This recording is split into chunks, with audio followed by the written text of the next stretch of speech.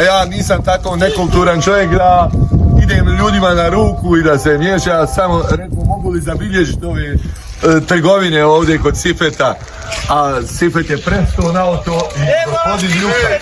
Sad idemo dalje da vidimo kako će se odvijati dalja trgovina, radnja.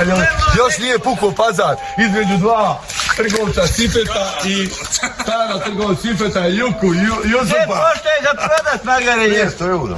Pa dole, To je puno Sifete, nema govora. Reci, koliko je pošteno za prodat. Neću nijela biti bezobrazna kada se za 300 eura. A malo i ti Jusfe umanju. Ajde, jebujemo majku, malo Manju si ovo, znači, ove gabarite, ovo kad neko traži, proda se za 1000 eura.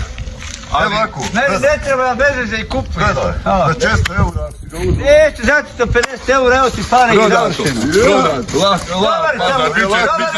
bit će sretna trgovina. Ne Marko, vozi mu. Čekaj, izjavi nešto za televiziju, stani malo, ne moraš tako te odmah tovarenje. Često budale navleće da kupe. Pa neka mu da. Najbolje je kad ujdu konkurencije, znaš.